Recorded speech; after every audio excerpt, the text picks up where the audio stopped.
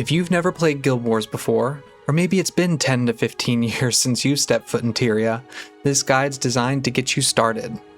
Guild Wars is one of the most unique games ever made. Some of its systems can feel a little overwhelming at first. That's especially true now with Guild Wars Reforged bringing in a lot of new players to the game. Maybe you've just downloaded Guild Wars Reforged on your phone or iPad, or maybe you're playing on a Steam Deck. Maybe you're returning on PC after many years away. No matter how you're playing, this guide's designed to walk you through the fundamentals. Timestamps are in the description if you want to jump to a specific topic, as this may be a bit of a longer one. But let's get started with a simple question.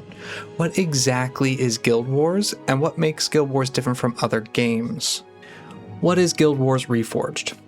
Simply put, it's ArenaNet's renewed commitment to supporting and expanding the original Guild Wars 1. It adds official Steam Deck and controller support.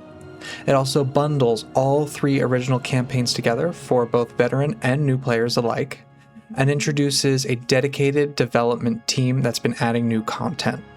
They've already added 2 new dungeons, they've been balancing skills, and they pretty regularly update the game. If you already owned Guild Wars prior to Reforged being released, you have been automatically upgraded to Reforged mode at no extra cost. If you're new, you no longer need to decide which campaign to buy because everything's included in a single package. Guild Wars was originally released all the way back in 2005. And even today, there really isn't another game quite like it. Guild Wars doesn't work like a traditional MMO. When you're in towns and outposts, you'll see other players running around, forming groups, trading, and chatting, but the moment you leave town, your party gets its own private copy of the world. That means no fighting over quest objectives, no waiting for enemies to respawn. In fact, because of this, enemies stay dead until you rezone, bringing a small sense of permanence to the session. No random players running through the middle of your quests. Once you leave town, it's just you and your party. This is one of the reasons Guild Wars feels really unique. Guild Wars is also all about builds. So if there's one thing you take away from this entire guide, let it be this. Guild Wars is a game about your skills. Unlike many MMOs, Guild Wars is not heavily focused on gear progression. Gear is important, and we'll talk about it later, but you'll reach max level relatively quickly. You'll gain access to max stat equipment much earlier than you think, and your power comes primarily from your build, the skills on your bar. Guild Wars has thousands of skills available to all professions, but you can only bring 8 of them with you when you leave town. Not 10, not 20, just 8. So choosing the right combination of skills is the core gameplay experience of Guild Wars. It's compared a lot to like a deck builder game in that respect, like maybe a card game, and a character with basically no armor and weapon, and a great build will usually outperform a character with the perfect gear and a pretty bad build. To piggyback off of this one, Guild Wars is also all about team building. It takes that build aspect and multiplies it across the team, meaning even more strategy with how these builds interact. You can party up with other players in safe spaces, and the party size increases as you progress through the campaign, through the game.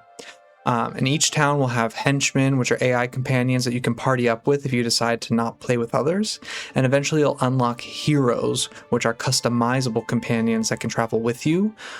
And they use skills, wear equipment, and fill different roles within your party that you choose. So, alright, so with all that preamble out of the way, let's get to creating your first character. I'm sure you've already created a character, but just in case you haven't, the first option you're going to be presented with is role-playing character versus PvP only character. A PvE character, or role-playing character, progresses through the story, completes quests, they explore the world, they unlock skills, and you can still PvP on a role-playing character once you get to max level. PvP-only characters start at max level and are designed specifically for competitive gameplay. This allows PvP players to kind of just hop right in and get to the gameplay if that's all they're interested in. If you're brand new to Guild Wars, I strongly recommend starting with a PvE character. That's how the vast majority of players play the game. The next choice you're going to be presented with is choosing a campaign. This is another really weird, unique thing about Guild Wars. There are multiple starting campaigns. Each has their own story, their own setting, and introduction to the game.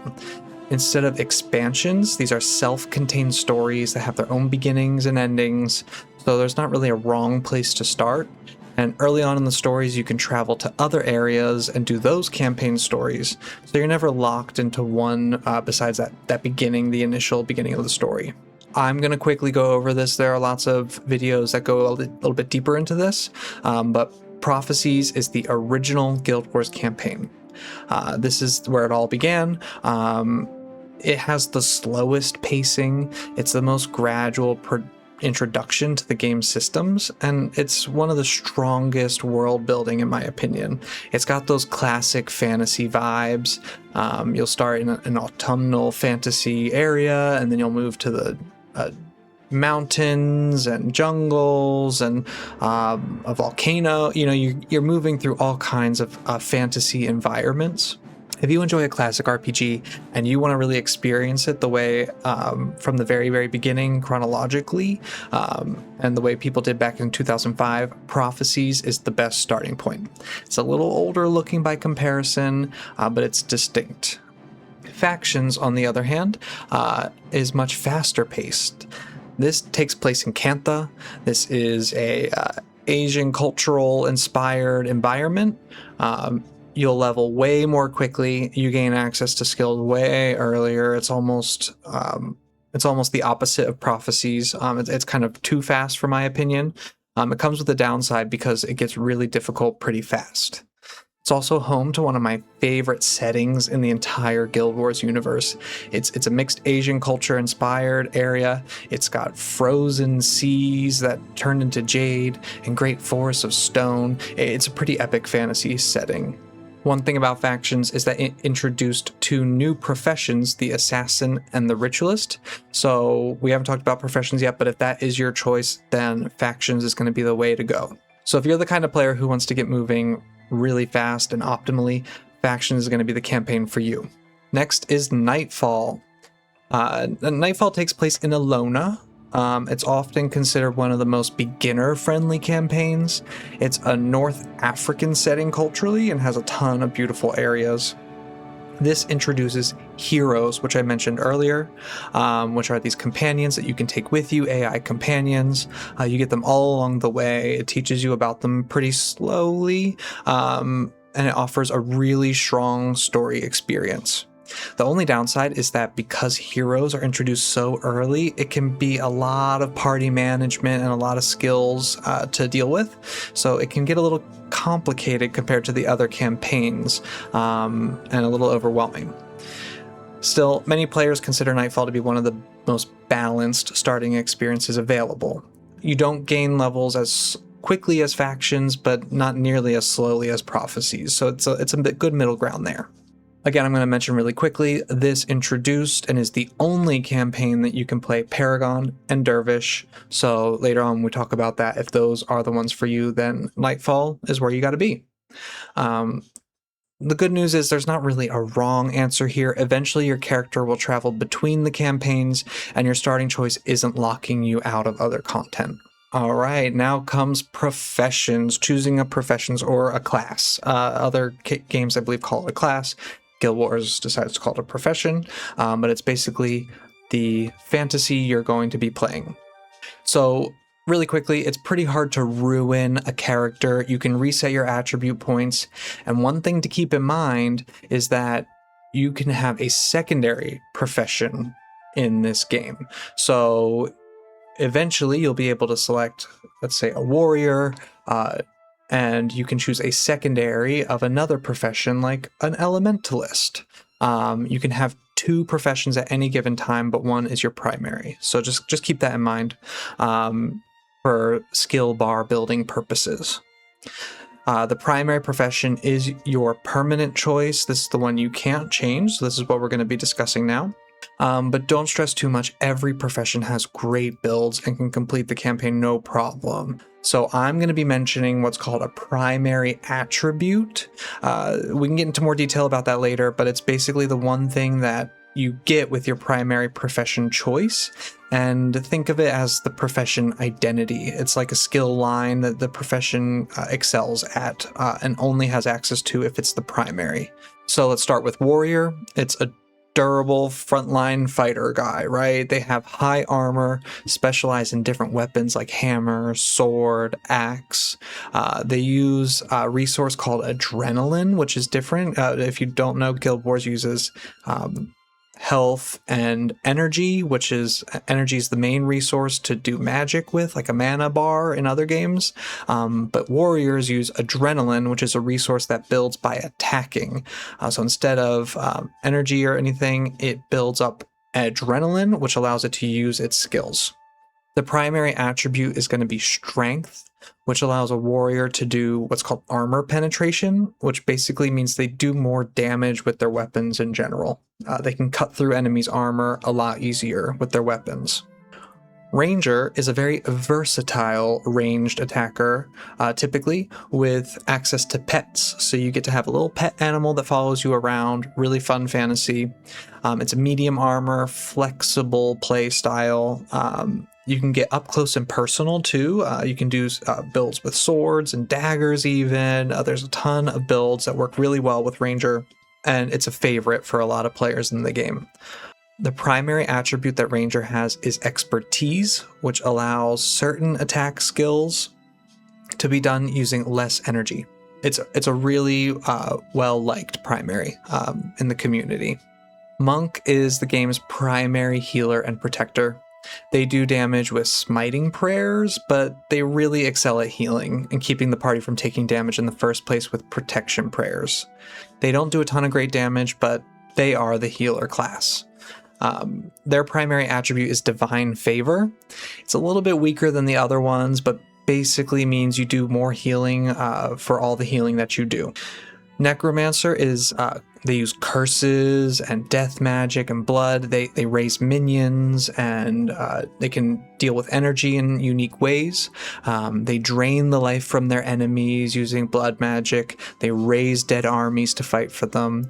And they can even curse their enemies to hurt themselves. It's a super fun fantasy and a real favorite of the community. And myself, I really love this one. Their primary attribute is Soul Reaping, which is one of the best energy management methods in the game.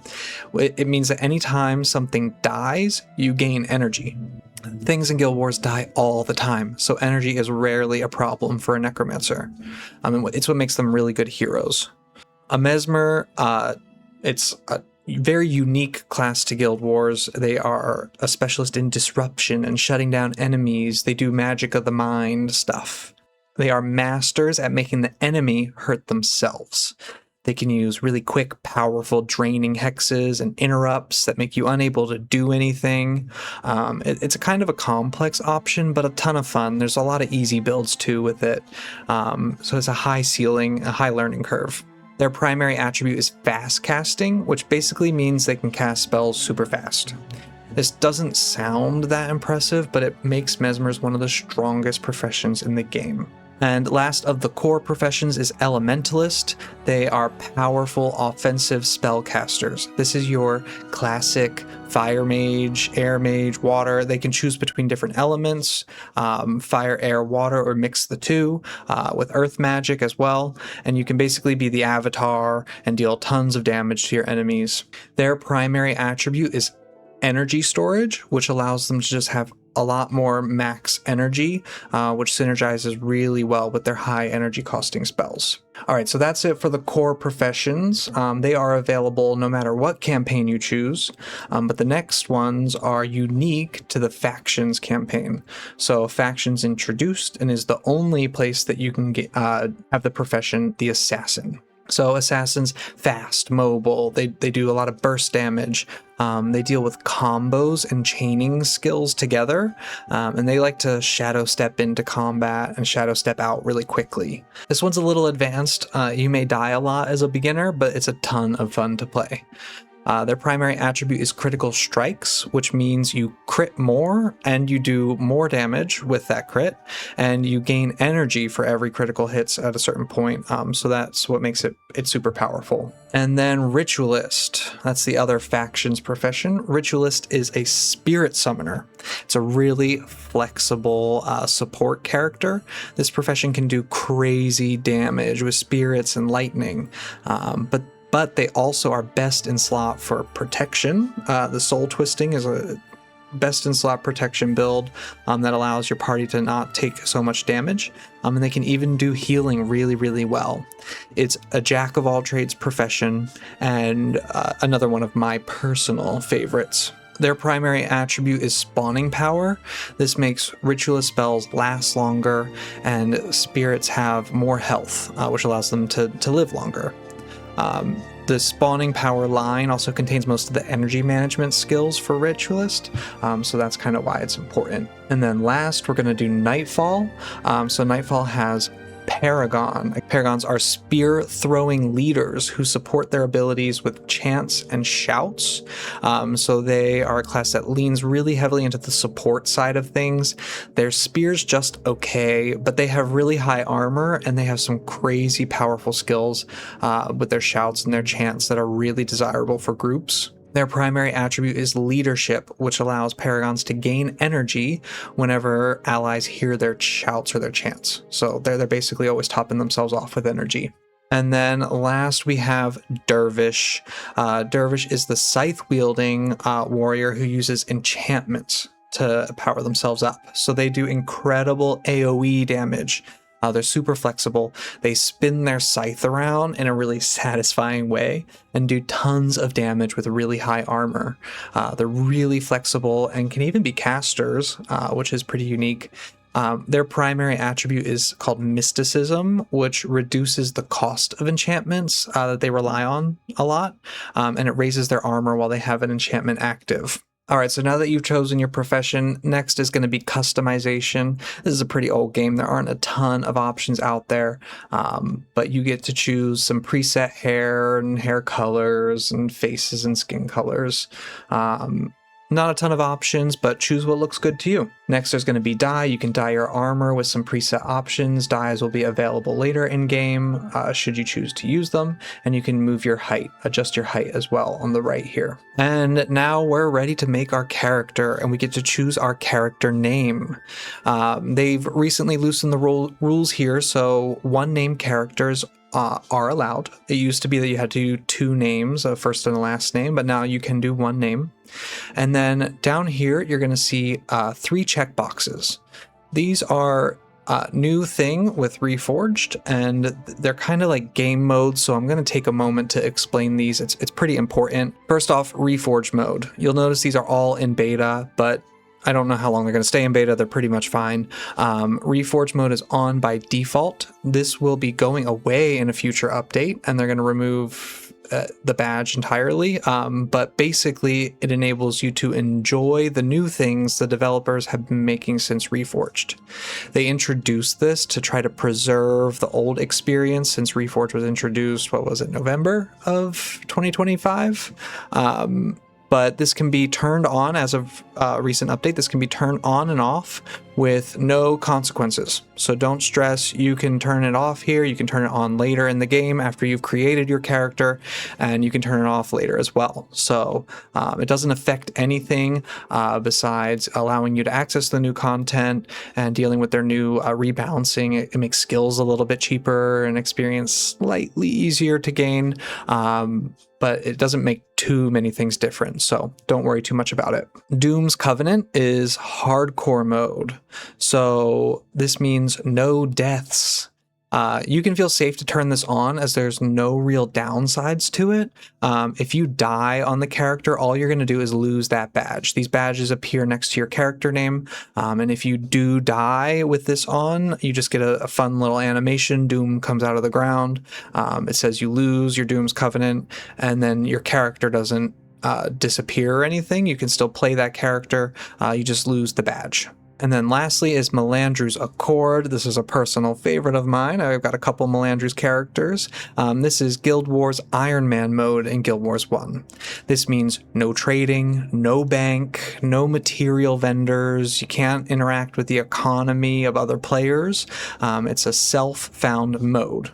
It's not really a solo self-found mode because you can still party up with others and complete content, but it's a super fun mode. But I would not suggest this for your first playthrough if you are really a beginner. But it's a really fun way to play if you want to look into that. All right, let's quickly talk about the UI once you get in game. I've gone to the default UI. My typical UI looks a little bit different. The first thing I'll mention there on that topic is that if you go to your options here, the menu in the bottom left corner, and then you select options, and you go to the interface tab, you can move any of this stuff around. By default, in the bottom, you're going to see your skills. This is the most important part, right, in Guild Wars. Your skills are down here, 1 through 8, and then you have your health bar and your energy bar. You'll also notice weapons in the bottom right. This is your weapon sets. If you go into your inventory by pressing I and you select weapon sets, you can enable up to 4, and that's just something you can swap between with a hotkey while you're out and about in the world. I is your inventory while we're in here. It's got your weapons, your armor, and your bags. Up in the top left, you'll notice your experience, so that is your level and your experience gained. Max level in Guild Wars 1 or Guild Wars Reforged is level 20.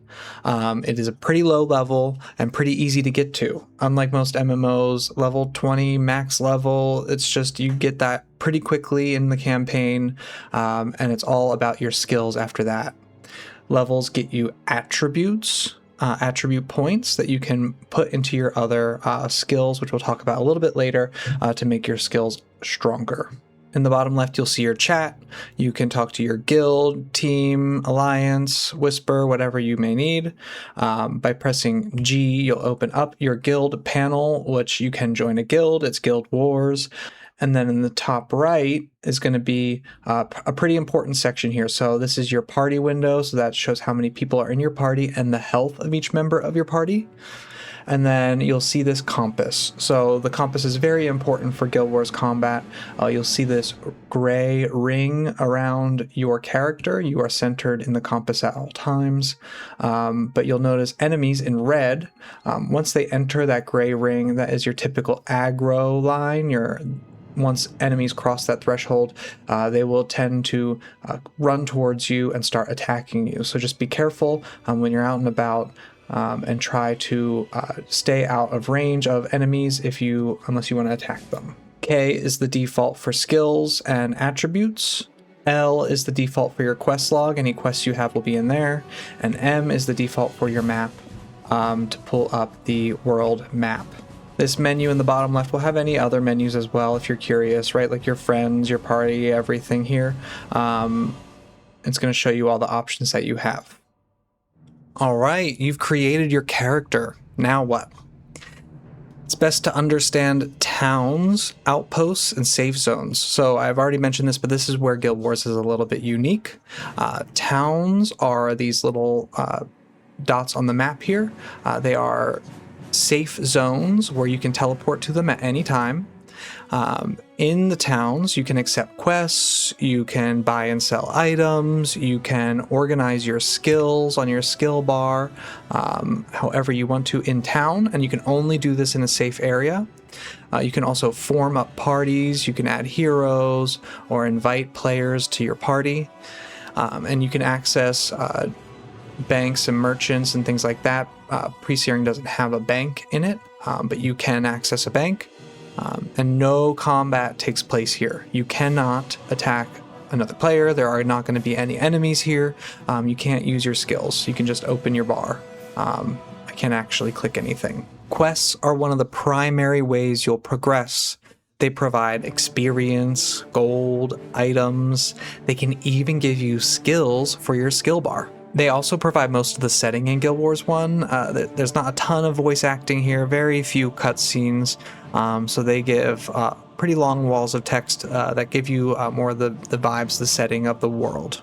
You'll notice on the map that there are different symbols here. So we've got a capital city. This is a PvP arena in the overworld if you wanted to do some PvP. And then there's your regular towns and outposts and missions. So missions are very important for the progress and the story of Guild Wars as a game. Think of them as the main campaign progression. They're intended to be done in order. For prophecies, you have to kind of go this one, this one, and this one. They are how you are intended to progress throughout the game.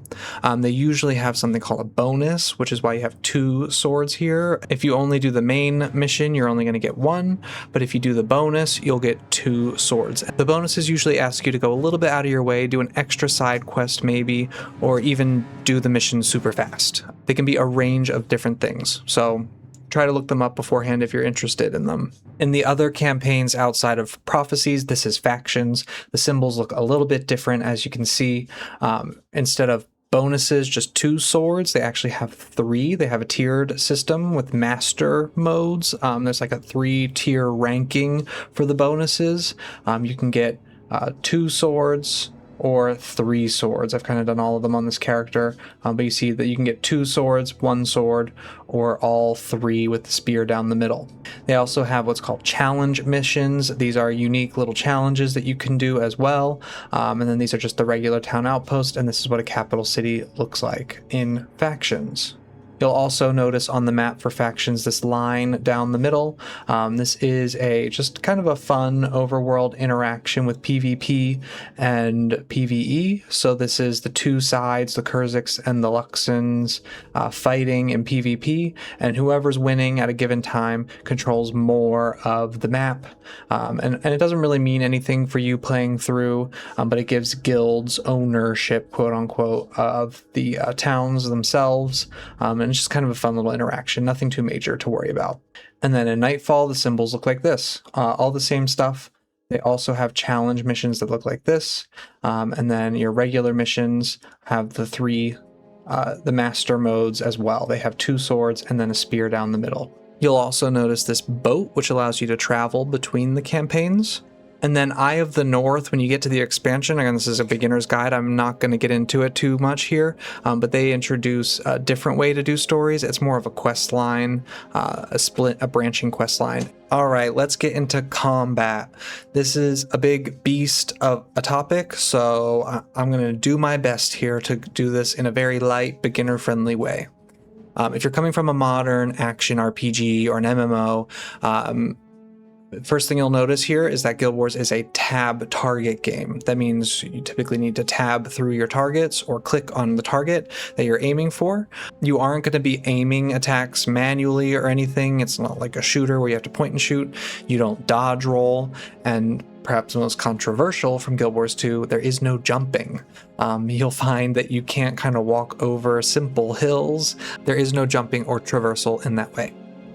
Instead, combat's going to be all about your positioning, your timing, your skill selection, and then you just got to make sure you pull enemies pretty carefully.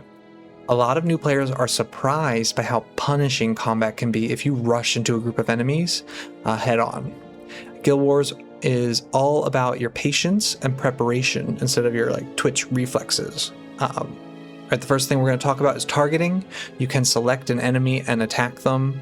By default, you're going to be pressing spacebar when you target an enemy to attack that enemy. You can rebind that, but that's I'm pretty sure that's the default command. That's what I use on my setup here. Once combat begins, your character is automatically going to start using their equipped weapon after you hit that interact button. These are called auto attacks. It's just like a really basic attack that your character is using.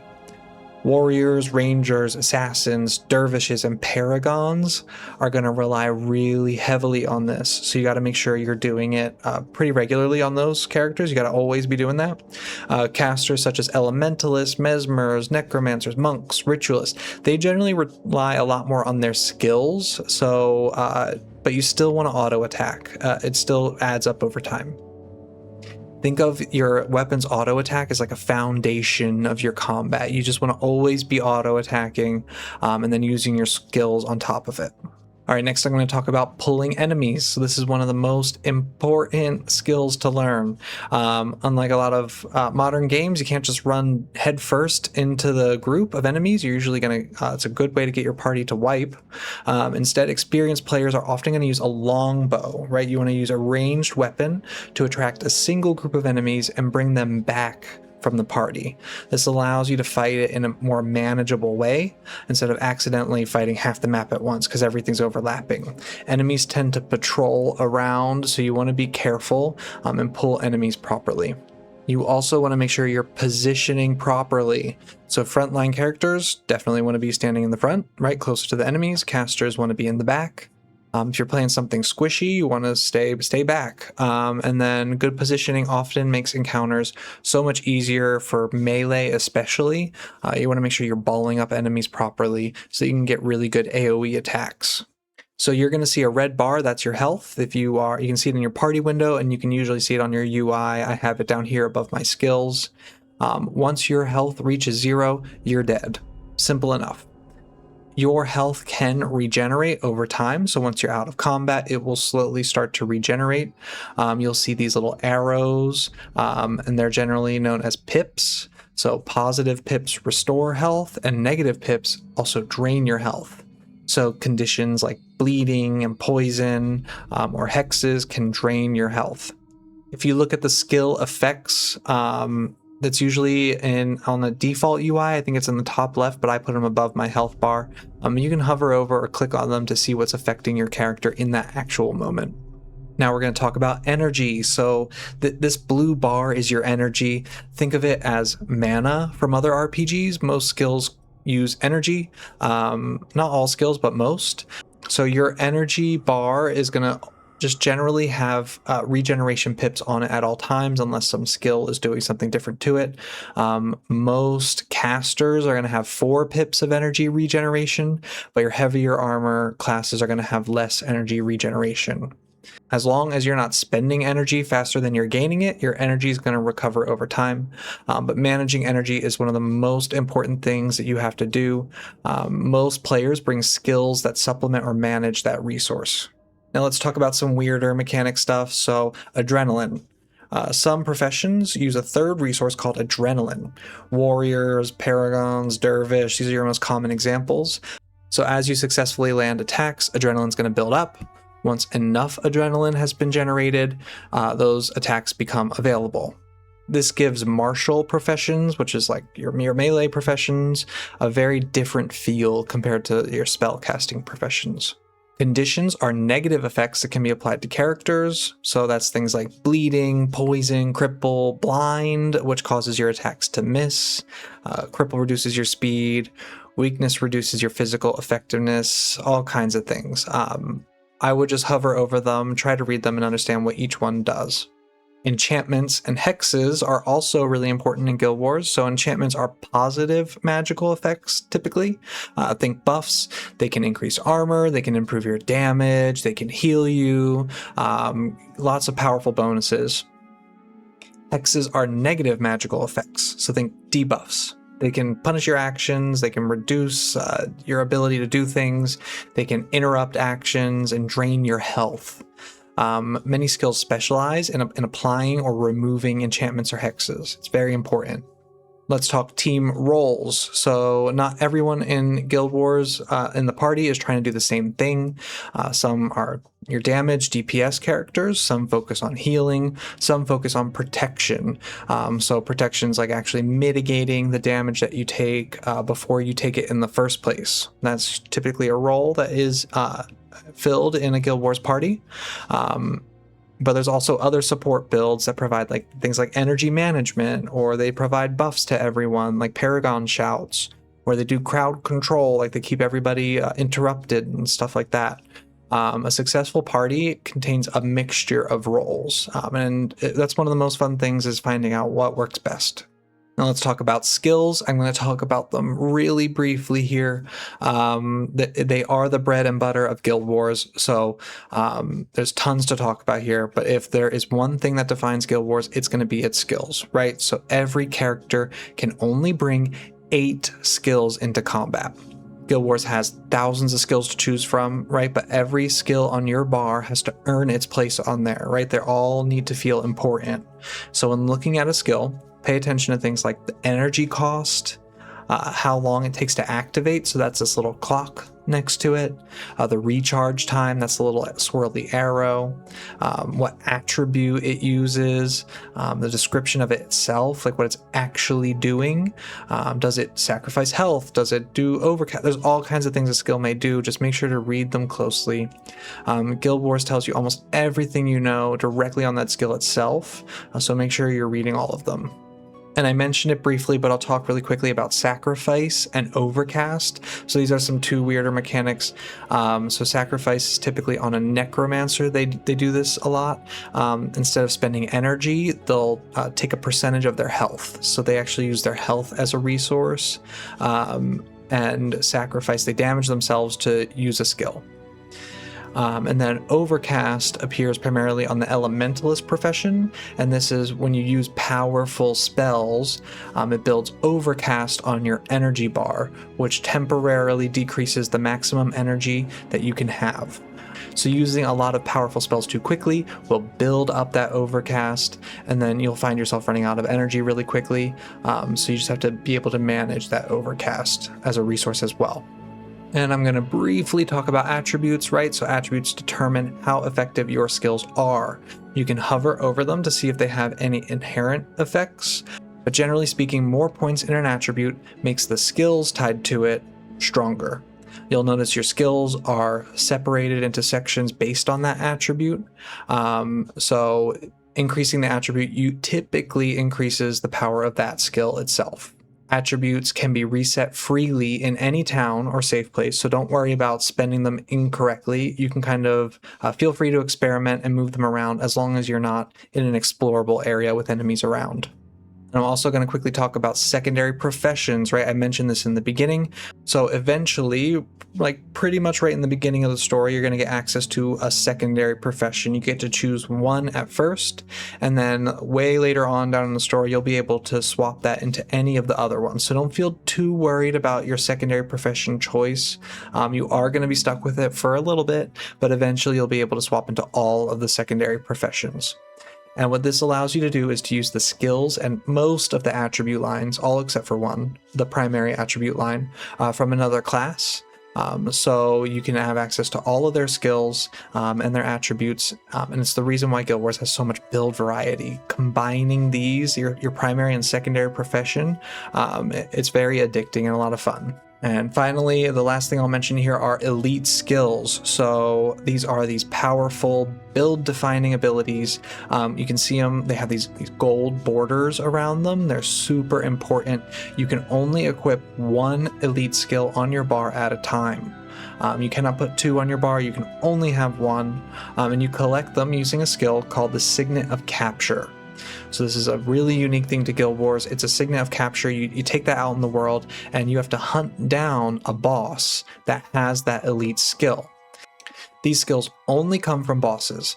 So a lot of the fun is adventuring out in the world, hunting down that boss that has that elite skill that you want. And then you have to defeat that boss and take that skill from them. It's a really cool feature and a really cool way to get some of these really awesome skills. I'll also quickly mention that skills can be captured from bosses. You can get regular skills from bosses too, but that's not really the intended way to get most skills. Most skills are sold by what's called skill vendors in town. So certain towns will have somebody that does skills here, and this person will sell an assortment of skills based on the area that you're in or what you've unlocked for an increasing price over time. The skills that you purchase do increase in price with a cap of 500 gold if you're in Reforged mode and 1 platinum if you don't have Reforged mode on. So that's one benefit of Reforged mode. You can also get skills from quests, which is very fun and unique. Most of the skill quests come from prophecies, though. They didn't really expand that to other regions. And then later on in expansions, they do what's called PvE skills, which are unique skills for title tracks. I'm not even going to really get into that. It's not a beginner-friendly thing. But there are other ways to get skills. You can only have 3 of these on your bar. They're pretty unique, advanced kind of skill thing I'm not going to get into. But there's a lot of different sources for skills. If you are in Nightfall, you can also get skills from hero skills vendors.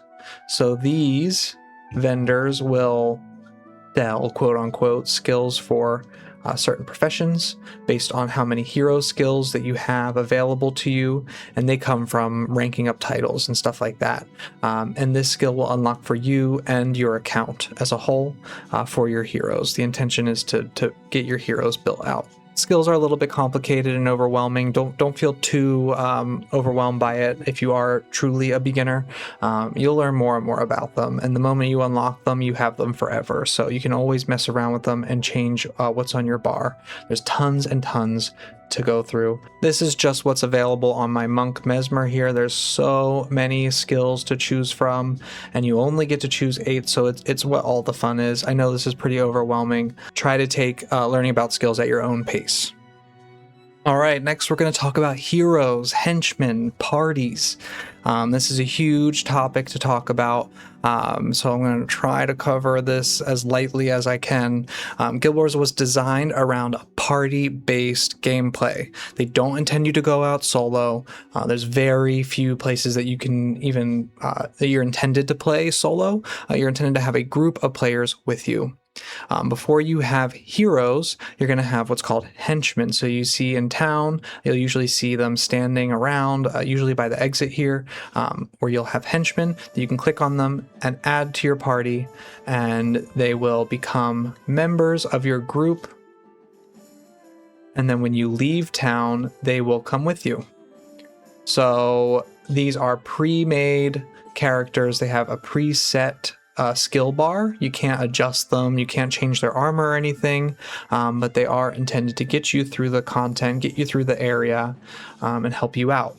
They tell you what they are. They are healers, fighters, mages, cultists, right? They give you kind of a general gist of what they are, and they can get you through most content, at least normal mode content. Party size changes based on where you are.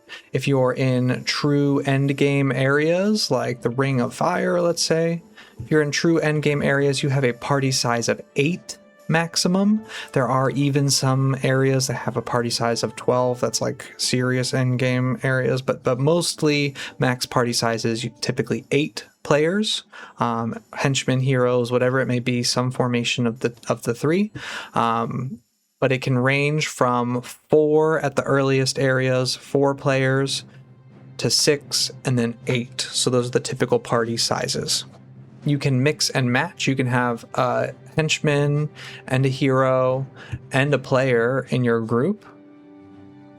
Players can join. They can bring their own heroes if they have them. All kinds of mixes, matches, and variations. Once you have heroes, you can do hero flags, which will allow you to have some more control over your heroes, and these flags allow you to move them and position them where you want to. Before heroes, you can just move your whole henchmen and heroes at once. You'd have to move them all with this flag feature up here. So just keep that in mind as an option. I'm quickly going to talk about heroes. Heroes have their own skills, so you can click on their face here, and they have their own skill bar. You can change it, you can move it around, you can customize them however you want to with their skill bar. You can change their secondary profession and give them skills from other professions maybe, and you can really build them out and customize them as much as you want. You can mess around with their attribute points, increase and decrease. You can even mess with their armor and give them special plus to attribute runes and things like that. I'm not going to get into it really quick yet. We'll talk about that in a minute. But you can customize them and give them weapons and all kinds of stuff. Heroes are very customizable. You get them from doing quests in Nightfall, Eye of the North, and they are starting to add them in Prophecies with the new Reforged content as well. So keep an eye out for that. I have some guides on my channel of how to obtain them. All right, here comes a big section. Let's talk about your gear, your armor, and your weapons. So one thing that surprises a lot of new players about Guild Wars is that it's not really a gear treadmill, right? You're not looking for new gear all the time. Gear matters, but it's not nearly as important as your build, your skills. You'll eventually reach max armor and max stat weapons pretty early compared to most RPGs. And after that, most of your power is going to come from your skills, your team comp, and your positioning and your game knowledge. So let's quickly level set on item rarity. So items come in different rarities, just like lots of other games out there, like Diablo or other RPGs. Generally speaking, white items are common, blue items are magical, purple items are a little bit more rare, and then gold items are the highest rarity, and often what players get excited about finding. There's also green items. I'll mention them really quickly. They are uniques. They're preset stats, but they're all over the place on whether or not they're powerful or useful. So it's not like a guaranteed best in slot item or something. And just because an item is gold doesn't automatically mean it's better for your build. It usually means it's worth taking a closer look at before you actually sell it, though, because those add-ons, those item affixes, can be pretty important. All right, let's quickly talk about armor. Armor, in short, determines how much damage you take, right? So different professions naturally have different armor values. Warriors, paragons, and dervishes have heavy armor and can take a beating, but something like a caster, like an elementalist or a mesmer, has lower armor and they need to be a little bit more careful. As you progress through the story, you're going to unlock stronger armor crafters as you move through. When available, it's a good idea to upgrade your armor just so you're a little bit more survivable. Eventually, you'll reach max armor, quote unquote, and after that, most armor upgrades become just cosmetic rather than power increases. It should be noted that max armor comes pretty late in Prophecies. It doesn't come until you get to Drockner's Forge, which is one of the last capital cities. But for factions and Nightfall, they offer max armor. So for factions, you're going to get it in Kaineng City, which comes very early. And for Nightfall, you're going to get it in Consulate Docks, which also comes very early in the story. And just so you're aware, max armor for the light armored classes, so that's going to be the majority of your professions. That's Elementalist, Necromancer, Monk, Mesmer, and Ritualist. The max armor for those classes is 60, so it's an armor value of 60. Medium armor is going to be 70, and then heavy armor is 80. Again, quickly, we're going to talk about runes and insignias. So armor can be customized with one rune and one insignia per armor piece. So your headpiece can have one of each, your chest piece can have one of each, and so on. Think of these as upgrades that you attach to your armor. Runes often improve attributes, while insignias are usually providing defensive bonuses. Runes come in different rarities, so you've got minor, major, and superior, indicating how powerful they are. For runes, just make sure you look out for this term non-stacking, as this indicates you can only use one of this kind of rune on your entire armor set. For example, you can't use multiple versions of plus fire magic on one armor set. Also, some of these come with downsides, like minus health. So you typically don't want to overdo it with these super powerful runes, because then you're going to have no health, and health is very important in Guild Wars 1. There's a ton of min-maxing potential here, and I'm not going to get into the nitty-gritty here, but as a good rule of thumb, people usually make their armor around their build. So for example, I'll use the fire example, fire magic again.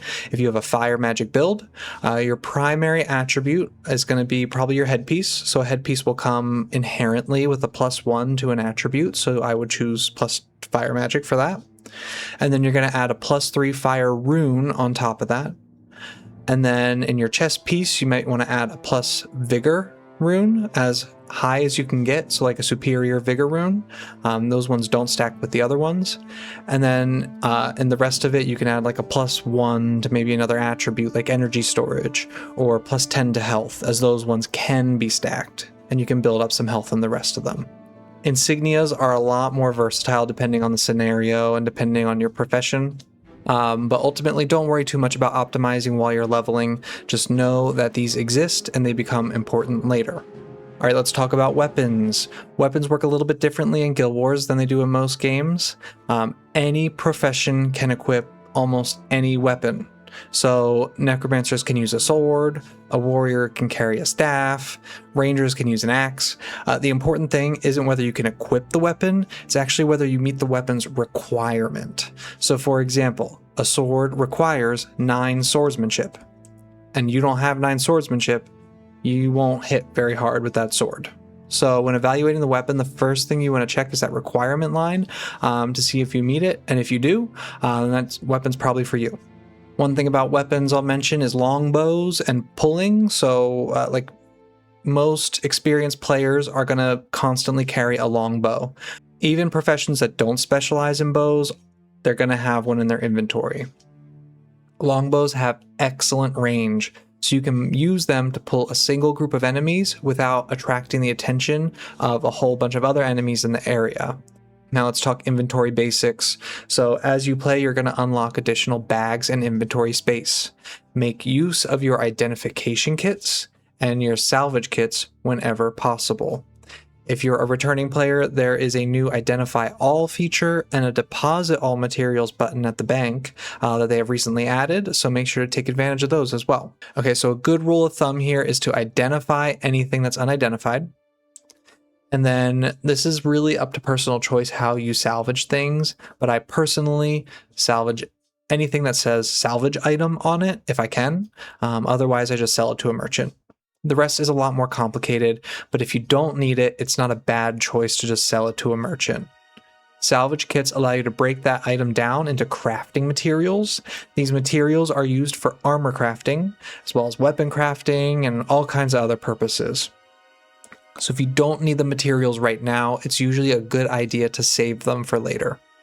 Generally speaking, keep your materials, your runes, insignias, dyes, anything that can be sold to a specific vendor in a capital city. You'll see them with a little dye vendor next to their name or a rune vendor next to their name. And then obviously keep valuable weapon upgrades or valuable weapons. It's kind of hard to judge though. And then sell almost everything else. And if you're not sure if something's valuable, it's probably best to just hold on to it for a little while, then sell it immediately. Guild Wars Reforged doesn't spam you with drops all the time, and it doesn't have a formal auction house or anything, but there are these vendors, like rune vendors, dye vendors, material vendors, that the prices are motivated by players. So players that are selling a lot, it's motivated by supply and demand. So it's like a pseudo auction house on these preset items. Check out the traders in town if you aren't sure if something's valuable, because generally speaking, if the item's selling for a lot, then you have something pretty valuable on your hands. So, and then last point here, I'm going to talk about Xunlai Storage. So that's your bank. This is a personal bank. You have to talk to the Xunlai agent at first to get access to the storage. She sells access to the bank and then access to your material storage separately. But in here you can store weapons, armor, materials, collectibles, anything you want. There's also a dedicated material storage section, which helps free up a huge amount of inventory space. Get into the habit of depositing any of your materials regularly. They do have this new Deposit All Materials button that will pull all of your depositable materials from your inventory and deposit them directly. And with that, we've covered the basics of getting started in Guild Wars Reforged. Now, there's simply too much to cover in a single guide. I could go on and on for hours, but I'd highly recommend checking out the Guild Wars wiki. It's a great wiki, and it's got a game basics section that goes through a whole ton of things, and they have pages on everything. I just know I've missed things along the way, and there's plenty of things to cover. So if you have any questions or think there's something important that I didn't cover, please leave a comment below. I'll do my best to help. And with that, good luck, have fun, enjoy your journey through Tyria. I'll see you next time. Thanks all.